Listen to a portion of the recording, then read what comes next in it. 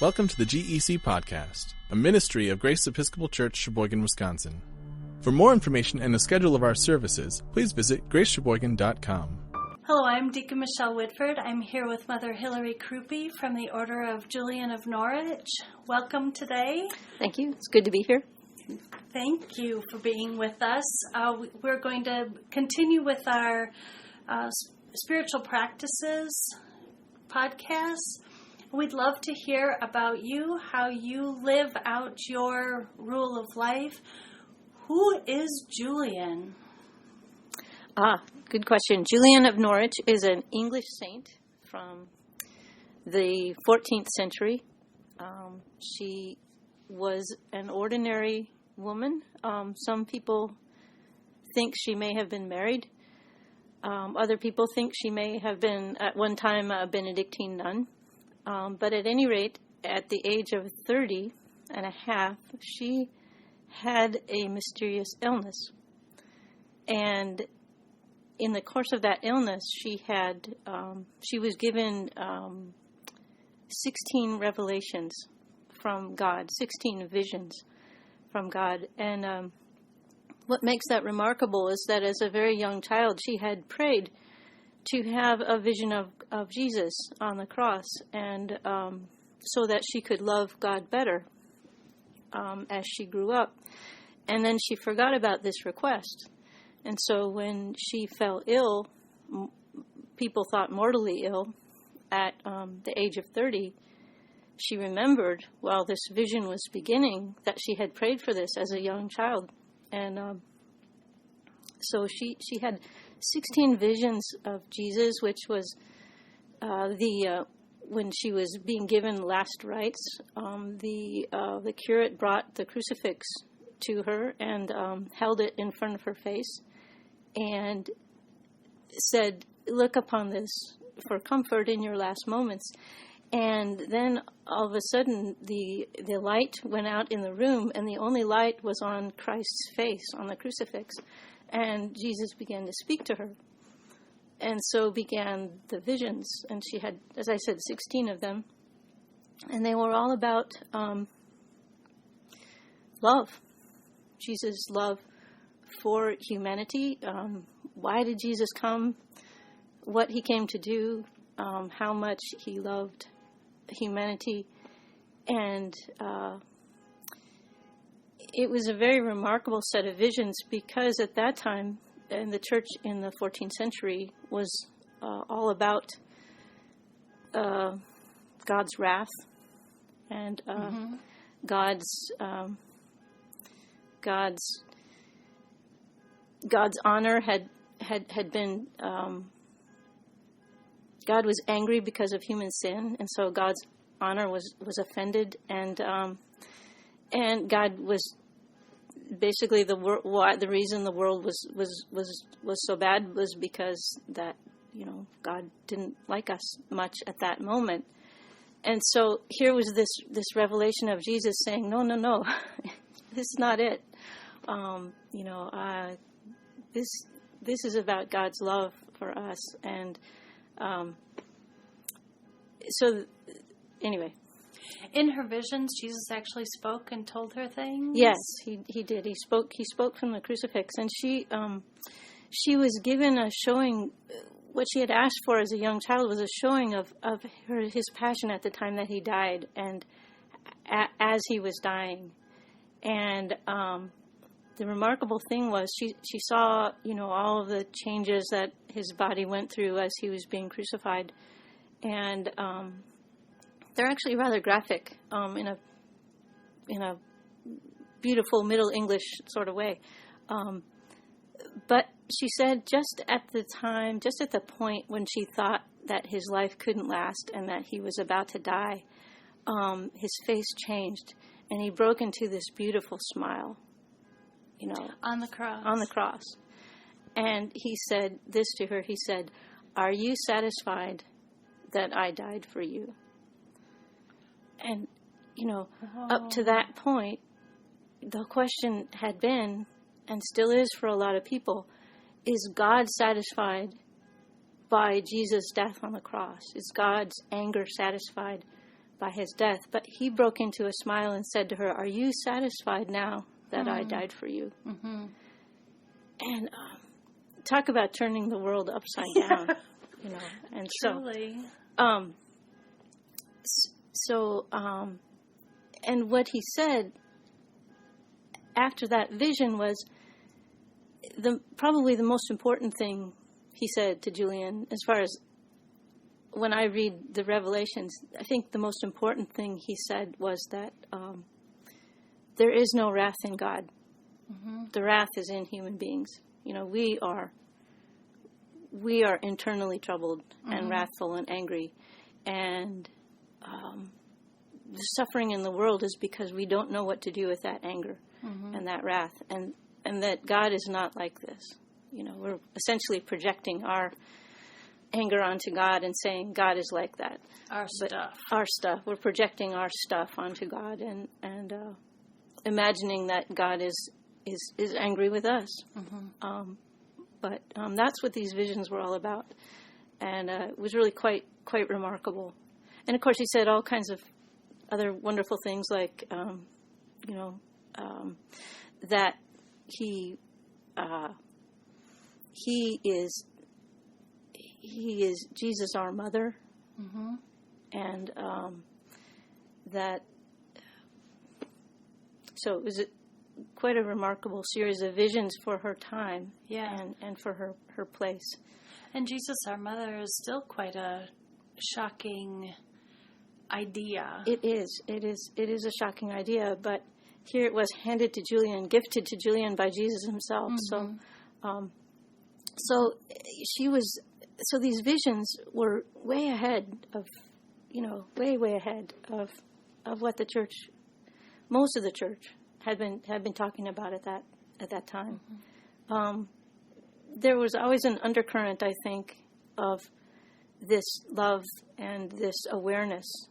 There's always has been, but it's not, it's not sort of the main message, right?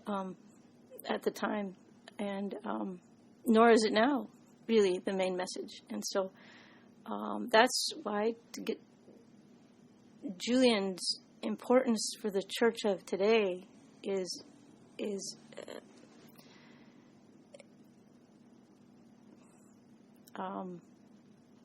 we don't hear this a lot. We don't hear. We don't. Profound. We don't hear that. Love was Jesus' meeting, which he also said. Do you want to know what the revelations were about? They're about love. Mm-hmm. Why? For love. Mm-hmm. And it's that was the whole of the message there. That God is not angry with us. God loves us, and that God is persevering with us where we are in our pain. Mm-hmm. God is with us in it, and loving us through it. Mm-hmm. And so, it's not something that is very commonly heard. Not in those terms, for sure. Yeah. So tell me what else about Julian. That's what she was gifted with this when she was 30-ish? 30 years old. And the first thing she did was she wrote it down. She was actually a literate woman, and she wrote it down, and she wrote a short account, like this just happened. I've got to get this on paper, kind of like you write a dream down, Mm-hmm. And then and then at that point in time, she wasn't what's called an anchoress, but in response to these visions and this amazing gift that Jesus had given her, she became what's called an anchoress. And what does that mean? That means that she became a hermit, but a special kind of hermit. At that time in England, hermits were like rock stars, and so if your town had a hermit, you were on the map. Because really? Yeah, because hermits, what they did was they built a little like a single room onto the side of a parish church. And if you wanted to be a hermit, you had to be really sure about it, because what they would do is, I guess you discern your vocation, and then when it was time to make your vows and to become a hermit, they would put you in this little room and then brick up the door. And so the only way out was when you died, they would come and unbrick the door and take your body out. That's commitment. That's commitment, yes.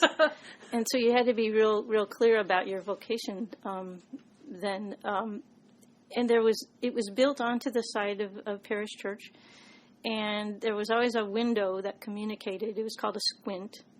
Squint? A squint, yeah, like squinting your eyes narrow. And it was a window through which you could just hear the Mass being said, and that the priest could come and give you communion through that little slit. And then you would have a window, probably a window for your helpers, because of course you couldn't get out and, go get your cornflakes, so you had to have a window or some sort of hatch for, people to bring you food. And then the other thing that anchorites did, or hermits did, was to provide they were like the social services agency in the parish. They would come and they were like drive-through spiritual direction. People would come up to their window, their other window, and through a curtain, and talk to, spiritual direction. Talk to the hermit, and kind of like an old-fashioned confessional. Kind of, sort of, yeah, with the curtain and the screen, and yeah. And so the hermit had, privacy, because they weren't seen, but they were able to be heard. And so, if your parish had a hermit, you were, this was really special, because I think, the local holy person was quite an asset to the parish, and was really venerated as, usually as wise elders were, at that time. And so Julian, after she had these revelations and she set down this vision, she became an anchoress, and she was attached to a little parish church in Norwich called St. Julian's. In England. In England. And she took her name from the parish patron saint. So they don't actually know what her name was? That's right. People have some guesses. Like she probably came from an upper-class family. One of her uncles, they think, is Thomas Erpingham, who was at the Battle of Agincourt. So to kind of put her into Shakespearean context. But they're not really sure. This is kind of conjecture. One thing about Julian was she was very clear about her privacy. She was very clear about her visions when she wrote them down. This is not about me. This is about Jesus. And so if you read her book, there's only a couple of places where she even talks about herself. One place where she said, she sets up the context, she was 30 and a half, and how she had prayed for these visions. And then in another place later on in the book, she talks about how a religious had come to see her as she was still in the process of being ill. And she told this person that she had been raving. She thought maybe she had been raving and was out of her mind, and it wasn't, maybe the experience she had been having wasn't real. And she says the religious got real serious and, let her know that, no, it's not. And so she felt bad. She felt very bad that she had, doubted. And that gets in there too. And those are really the only two places where Julian herself comes through the writing. Wow. And she lets herself be, herself. But can't remember what I was going to say. She's real in the background of her writing. She's just basically saying, this is what I saw. And then she spent the next 20 years thinking about it and praying over it and living the visions, and Jesus gave her. She says in her writing that Jesus allowed her to remember and the visions and sort of in some cases replayed them back, in her head. So she got to see them like instant replay. Yeah, kind of. She was being helped to remember them, so she could. And so the value of her 20 years rumination, her 20 years of what's called Lectio Divina, holy reading, thinking about these visions, what she had seen. She wrote them down in a longer text. And that's the revelations of divine love that we have today, that most people read today. The short text is just really quick and, it's immediate, it's quick. You can see, you can feel this just happened. Get the words out there right now. Yeah, it's kind of like reading the Gospel of Mark. You know, it's like wham, immediately. Yes, and so you have that feeling that she's just getting it down, and then the longer text that she writes down 20 years later, it's very, it's systematic.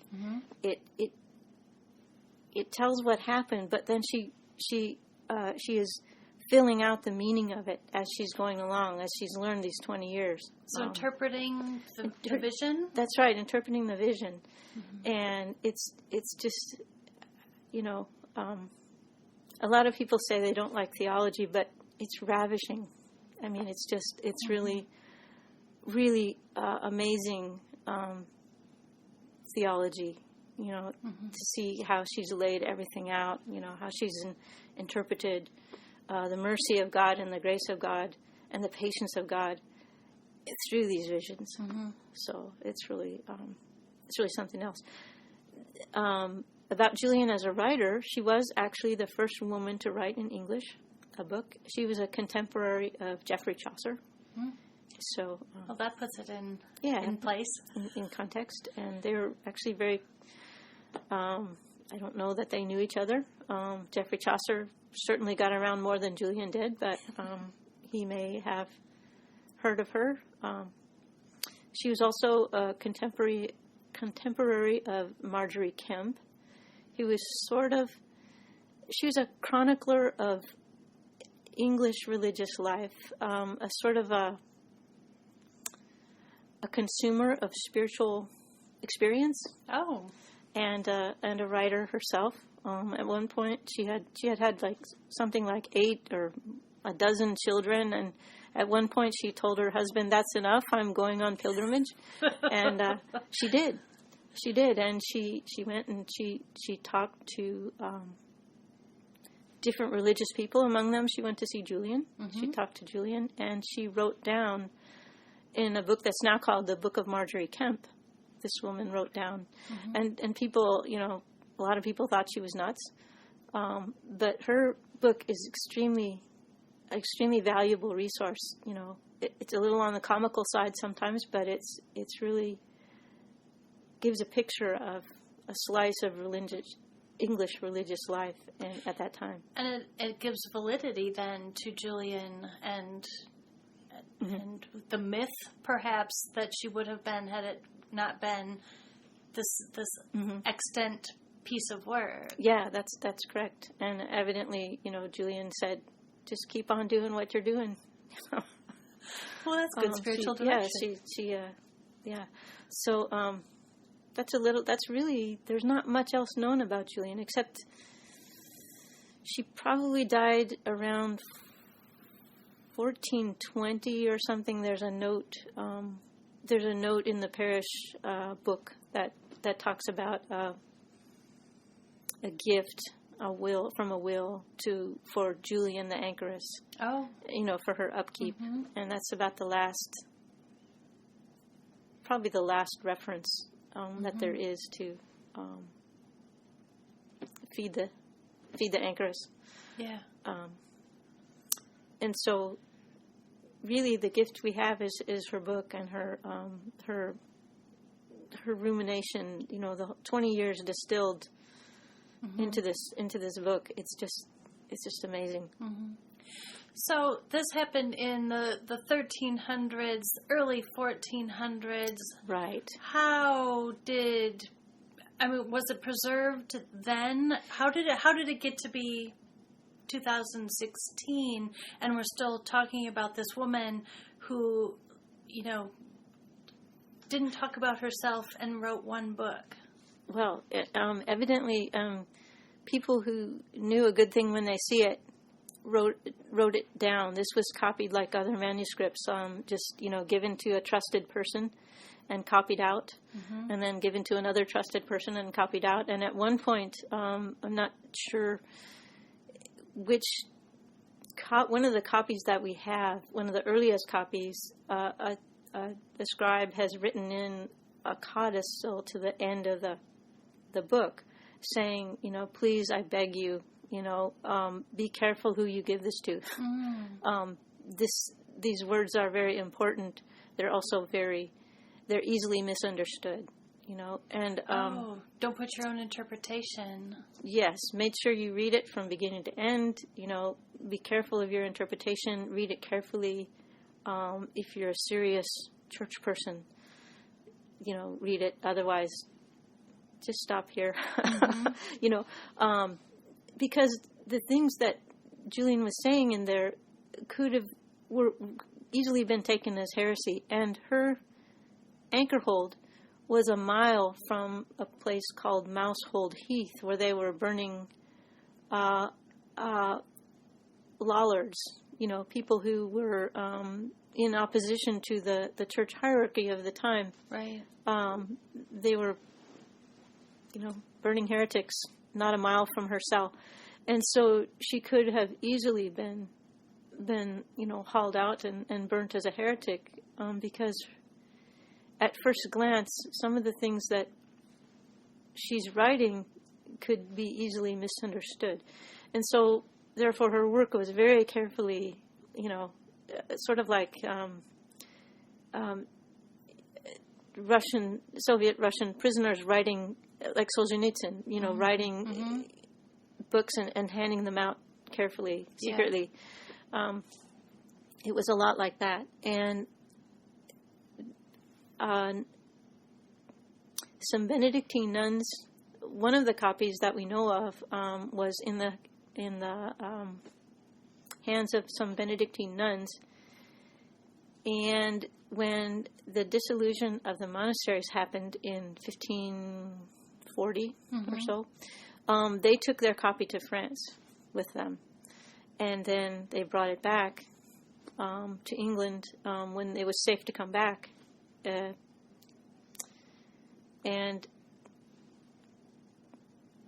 actually, they still, the nuns at Stanbrook, I don't know if they still have their copy in their monastery, but that's one of the copies, the Stanbrook Abbey Benedictines. And so it was given out really copied by mostly monastics. As they copied other books at the time? Yeah. So lost my train of thought there. And so and it was carefully conserved and handed out thoughtfully. I mean, it wasn't just given to everybody. Right. And so she's really been an undercurrent in the church since that time. And I think that the church was probably not ready yet to hear in a wider sort of way. Right. Still maybe not. Yeah, now she's much more public, and if anyone has heard of Julian, they've probably heard "all shall be well, and all shall be well, and all manner of things shall be well," which of course T.S. Eliot, the poet Eliot, made famous in one of his poems. Did she really say that?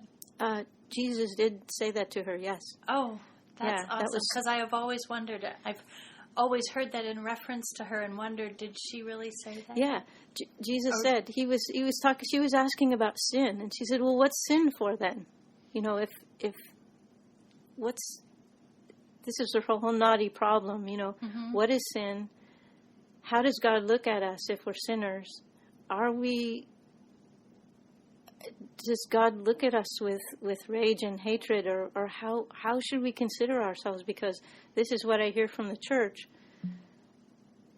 But this is what I'm hearing from from you. How do I reconcile these two things, you know? And so Jesus said, sin is behovely, sin is necessary, sin is inevitable, but all shall be well. And all shall be well, and all manner of things shall be well. So it's sort of like his comment in the Gospels about the poor you will always have with you. Yeah. Sin you will always have with you. I mean, sin is, it's just going to be part of life. But in spite of that, everything is going to be well. What I'm going to make of sin is going to be something that you couldn't even imagine, you know. It's going to be beautiful. Right now, it's ugly and, you know, ugly and mournful and dishonorable, but it's going to be something good. So that is amazing. Yeah. So it was basically underground for all those years, then, and certain people would know about it and preserve it. Mm-hmm. Mm-hmm. Did it surface like an order that would follow after her, or it just? No, it just kind of, her writings just kind of kept traveling underground, you know, from hand to hand, and people who were, you know, attracted to, you know, spiritual writings, mostly, again, monastics. Then I'm not sure when the first modern English translation came of it, but I think it was in the 1920s by Grace Warwick. And then that was it until, I think, the 1950s. And there was another translation made. But really it's just sort of popped up, and it kind of surfaced for different people in different times. And, so it would be interesting to see, you know, someday to make a map of its travels, you know, to see, you know, where it popped up. And I see that's probably a project to think about, but, you know. So tell me about your order then, because you then follow after her teachings. How does that work? Well, the order was founded in 1985 to promote Julian. And are you the first order? Are there other orders? We are the first and only. First and only. Older order of Julian of Norwich. And there's not one in England. We are it. And the founder of the order, John Julian Swanson, was a priest in Connecticut, Norwich as it happens, and he remembered reading something about a Julian of Norwich in seminary, and he began to ask around whether anyone in Norwich, Connecticut knew about this person. Did anyone know about this Julian? And he took out her writings, which he had remembered reading a long time ago, and was just stunned by them, and their beauty and their complexity. And he said, wow, somebody's got to do something about this. You know, Julian's got to be better known. And so he went and visited Norwich, England, and had the idea while he was there in her cell, her reconstructed cell, which is another story, that there's got to be some order of people dedicated to making this woman better known, you know, and getting her writings out there, because it's really... And it happened to be at the time in the 80s, people were just beginning to discover Julian on a wider scale. And so I think that kind of coincided. Because of the modern translation? There was, yes, at that time there was two Jesuits translated for the Classics of Western Spirituality series, Julian of Norwich. I can't remember. College and Walsh is their last names. I can't remember their first names. Anyway, and so that had just been published, and so people were beginning to have access to Julian and finding out, you know, what an amazing writing this was. Right. And so that's how we got started. So in Connecticut, how did you get to Wisconsin, where we are now? Well, Father John Julian was actually ordained in the Diocese of Fond du Lac, and not long after he was ordained, he went out to the East Coast to take a parish in New Hampshire, Portsmouth, New Hampshire. And so he was out on the East Coast for quite some time. And then after the orders got started, Bishop Roger White of Milwaukee invited the community to come back to come to Wisconsin and to take up residence at the DeKoven Center. Okay. In Racine? In Racine, Wisconsin, yeah. Which is, of course, used to be Racine College. And at that time, the community of St. Mary was moving out of that conference center, and they had space. And Bishop White asked us, did we want to come out and be a praying presence in the DeKoven Center? And so it evidently was the thing to do. So the order came out back to Wisconsin, or to Wisconsin. And a few years later, outgrew that space at the DeKoven Center and found a place in Waukesha, which at one time was out in the country. And so the order spent 24 years in Waukesha. And suburbia being what it is, busy, ever busier, we moved up last year to Fond du Lac, to the diocese, for more space, quiet. So tell me about your daily life. How do you live out Julian's visions? Well, we were conceived of as a contemplative order. At that time we were formed, there was only one contemplative order recognized in the Episcopal Church, and that was for men. That's the Benedictines at Three Rivers, Michigan. And they're still there, fortunately. There was no contemplative community for women that was viable. There was one that was sort of dying out. But if a woman had a vocation to religious life, contemplative religious life, had to go to England. Wow. There was just no really other alternative. And so this was a new thing, that this order would be for men and women, a new contemplative community in the church. And so we are contemplative. What does that mean exactly? That means that we our main work is prayer. We don't have an outside service like teaching or nurses or anything like that. We don't serve in parishes. We stay at home, and our work is our daily prayer. And because we have a really wide community of oblates and associates who use the Book of Common Prayer, our daily prayer is structured on the Book of Common Prayer and not on the ordinary monastic office, so that we can all pray together out of the same book.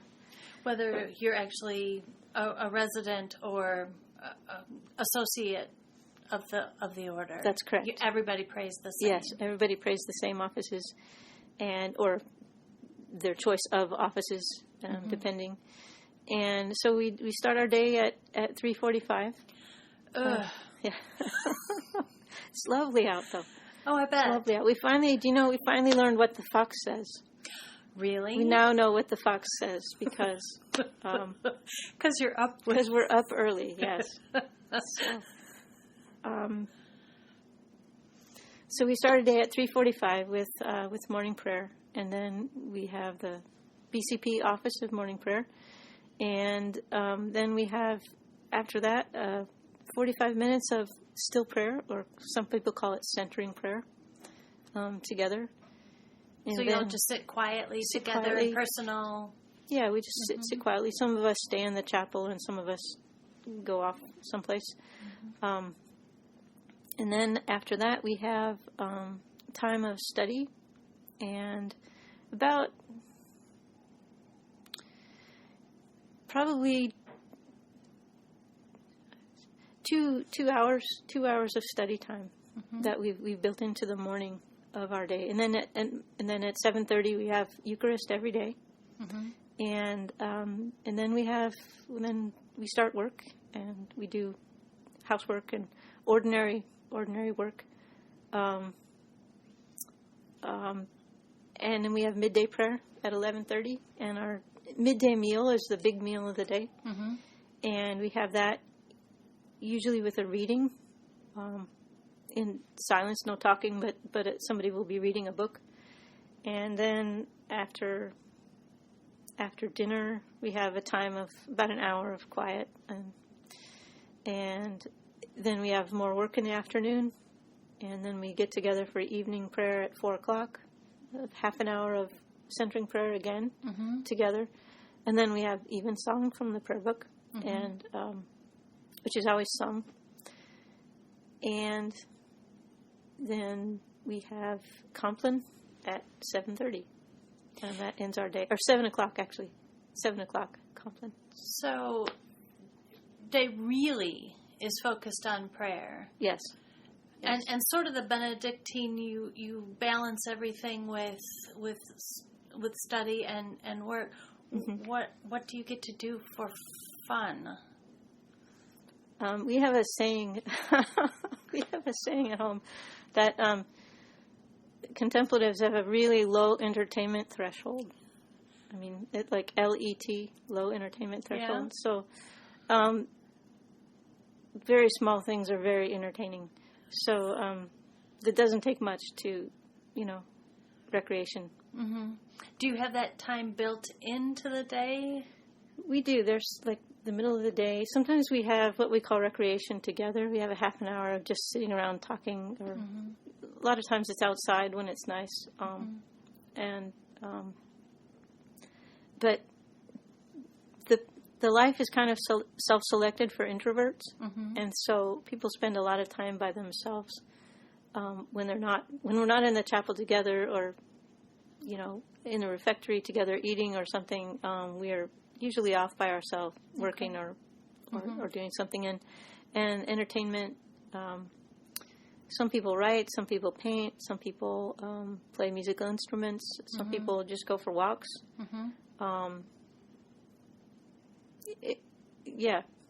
So that is built in. It's not like you don't get any, I guess, painting and music and lovely walks, to me, sound like delicious things to do. Maybe not monastic-y. Do you know what I mean? Yeah. Well, they're part of the day, because it's a whole. It's not like a 9-to-5 job where you're going and doing your job and then you get to go home and do what you like. That's your whole life. The whole day is your whole life, and so if you're not enjoying the day as you're going through it and taking time to notice things, and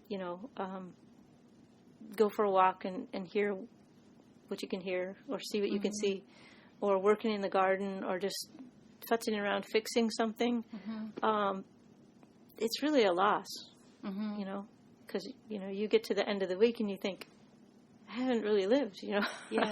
I haven't really taken time to notice what's around me and enjoy it. So the day is full. There's a lot of, we're together a lot. There's a lot of prayer, which is great. But we're also, it's not easy for people to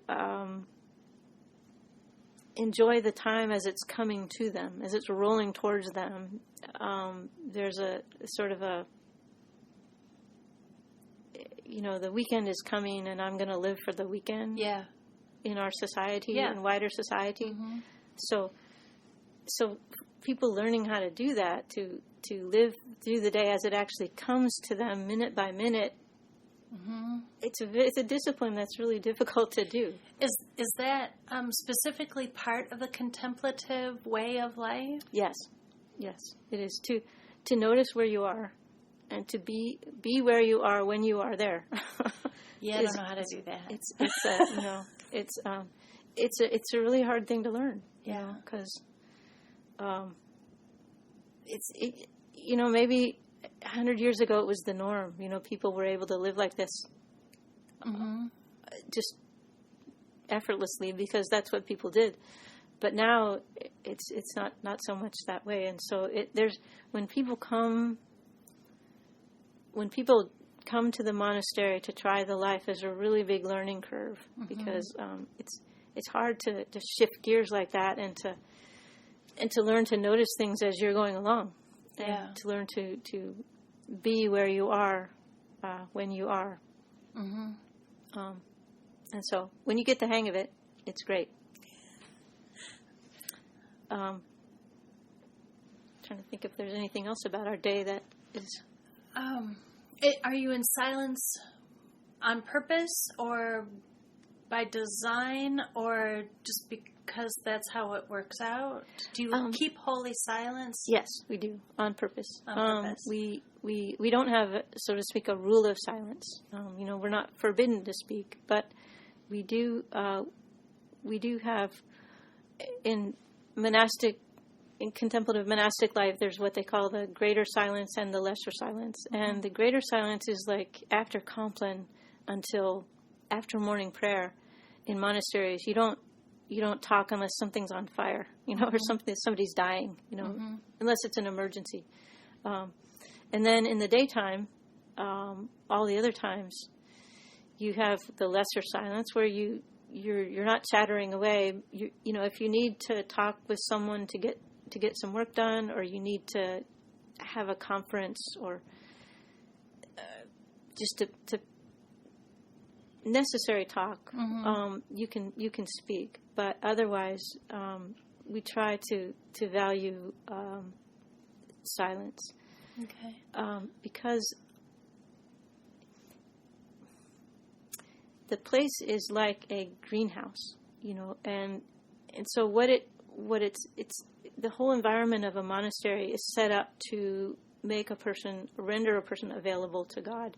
It's like when you're doing dishes, you got your hands in the water. That's a really good time for God to, hello, because you're sort of a captive audience, as it were. And so good ideas, how good ideas come in the shower because you're in the shower. Same thing. So you don't have to think about what you're doing. Right. You're just there, and you're in this sort of, this bounded space, and you're free to. It's like if you're, sometimes if you're trying to write, maybe you have a writing assignment, and you're trying to write something, and you're thinking up, and you've just got.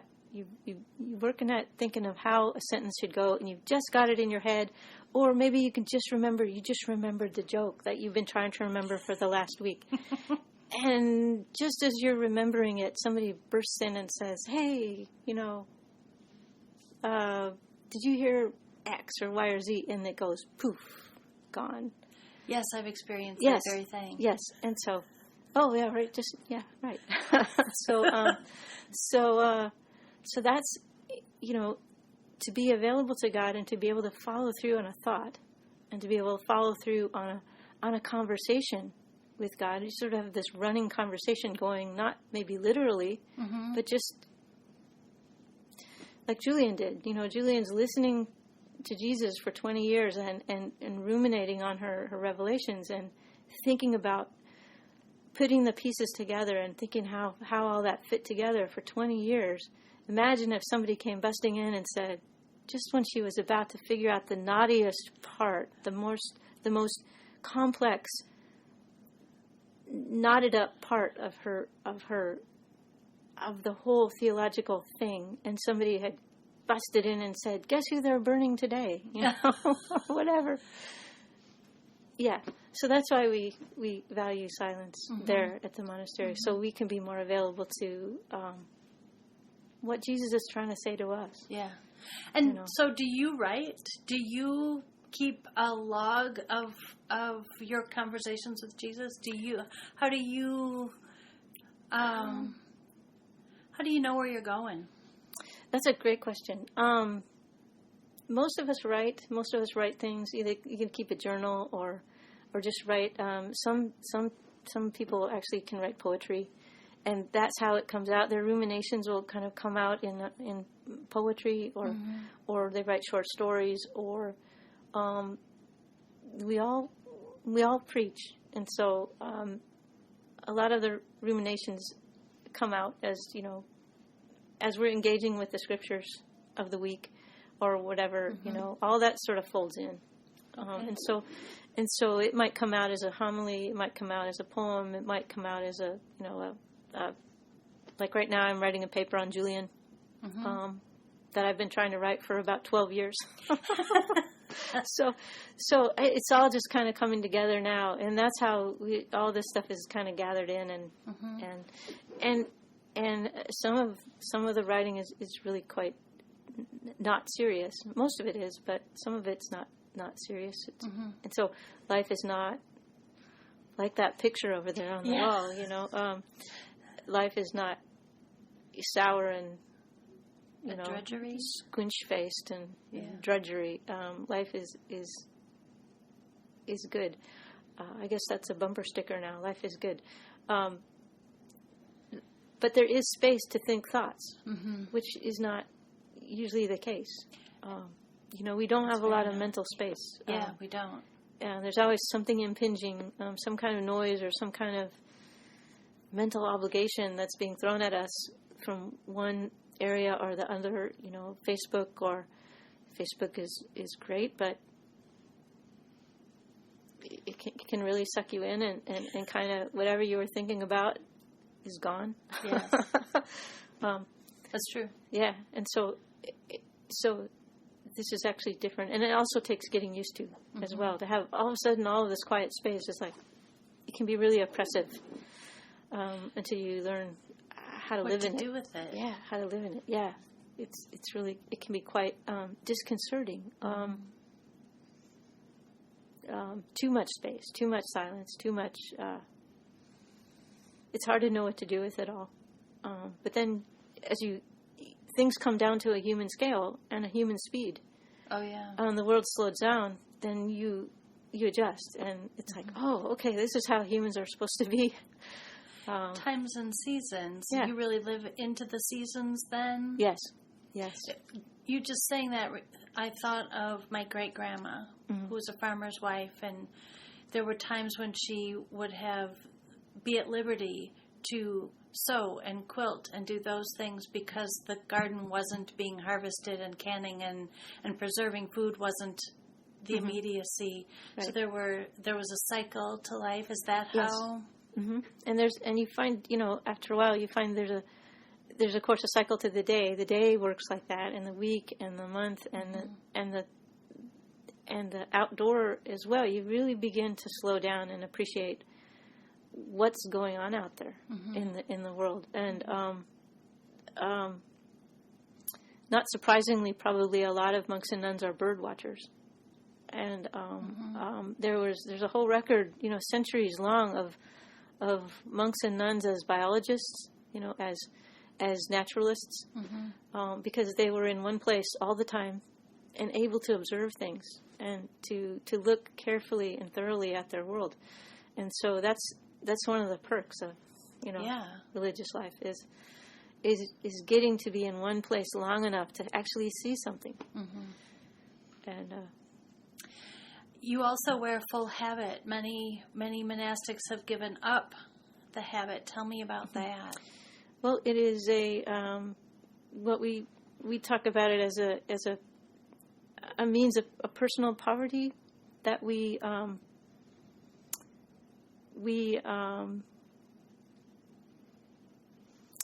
it's like how Julian kind of retreated behind her writing, and Julian herself, she says, I'm not the person to be paying attention to, pay attention to Jesus. And so this is sort of like wearing a habit is a way to say, point your life at Jesus. I'm in the background. Me, Hilary. I'm not the main interest here. This is. We say that when it's a means of personal hiddenness, and not not a way to show off and say, look how spiritual I am. But it's a means to step back, and it's actually what you are is a walking billboard, Truly for Jesus, because people come up all the time and say, can you pray for me? Mm-hmm. First they ask you if you're going to a costume party, and once they ascertain that you're for real, they say, good, can you pray for me? That's happened to me so many times. Are you a nun? Yes. Are you really a nun? Yes. Good. Then I need some prayers. And so, people who really wouldn't, maybe not, they're not, have a formal relationship with the church, or they're not really even religious much, they will, they'll come very freely and ask for prayers. I've been asked for prayers in a lot of places. Mm-hmm. And that's great. If you're a way, you're sort of a means of connection that they might not otherwise have. Well, it certainly is a huge witness.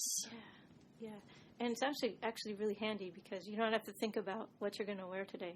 It's like, okay, I'll wear that. I do appreciate that on Sundays when I wear clerical. So it's always easy. Yeah, there's never a question. It's just is it clean? Is the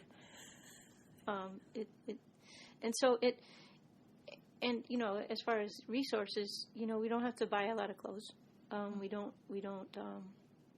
We wear these long-lasting habits, and so that it's not something you have to really think about. Mm-hmm. It makes space. It makes a lot of wonderful space for other things, because you're not thinking about your fashion. You're not thinking about what am I going to wear. The only thing you're thinking is it clean or not. Yeah. Do I wear this one or that one? So it is a way to use fewer resources, and also, and it's the traditional Benedictine style. Mm-hmm. So it people know that you're a person they can come up to, right, and talk to. So you say Benedictine is. And I kind of referenced it too, a balance of prayer work and recreation. Mm-hmm. Mm-hmm. So is that the kind of the main underlying of how you live out your life? And then with the teachings of Julian being your focus, is that? No, that's more like for personal study. She her sort of, I've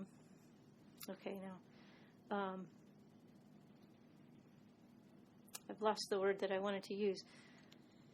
She's not out front. She's really behind the scenes, behind her writing. That's the way we apprehend her. That's the way we read Julian and use Julian, that kind of describes our really low-key spirituality. Yeah. It's not flamboyant. It's really prosaic. Mm-hmm. It's not really very exciting.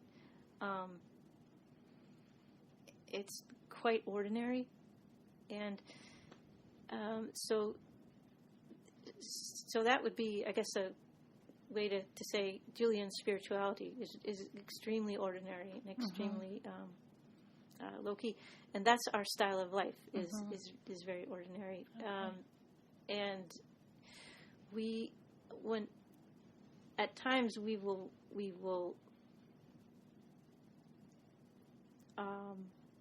our day really is structured around the scriptures, in the offices, in the Book of Common Prayer. The Psalms are the biggest, the biggest chunk of scripture every day is the Psalms. And then the BCP office, you just get scripture every day. Right. And so that's really the bulk of our public, that's the backbone of the sort of our public intellectual life is the scriptures and the prayer book. And Julian is read by, everyone reads Julian, privately, as well as lots of other authors. But we don't really we do read a little bit of Julian right before dinner time. Every day we read a little section out of her Revelations. But really unless we're going to give a retreat or something, that's really the extent of our public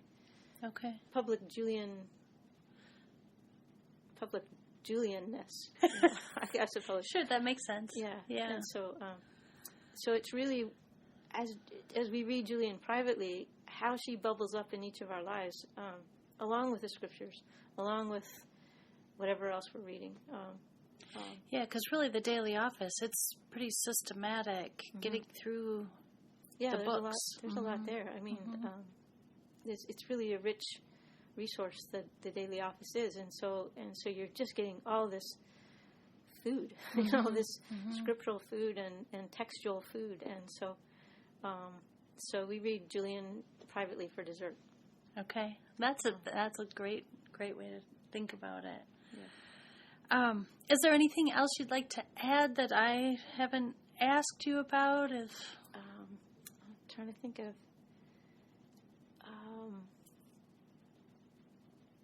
Other than people might be surprised how ordinary the life is, I don't know. But how good it is. I can't think of anything. I do have one more question. Sorry. Okay. How did you get called? How did you come to this life? Oh goodness. I heard about the order in 1987, 2 years after it was formed, and someone from my parish handed me a little pamphlet about this new order and said, you might be interested in this, because we had a contemplative prayer group in our parish. And I opened the pamphlet and I read it, and my instant thought was, oh, now I have to become a nun. It was pretty clear from immediately. The get-go. And I didn't want, I was a reluctant vocationer. I didn't want to be a nun, had never thought about it, was really quite unhappy, actually, that this had been suggested. And so, but I knew I couldn't unread what I had just read. So I took about 10 years until I finally decided that, yes, this might be a good thing. And here you are. And here I am. The rest is history, as they say. As they say. And I'm just really, really pleased to be where I am. Well, thank you so very much for your time. This has been fascinating. I've just loved every minute of it. Thank you for having me and having Julian. Yes, thank you.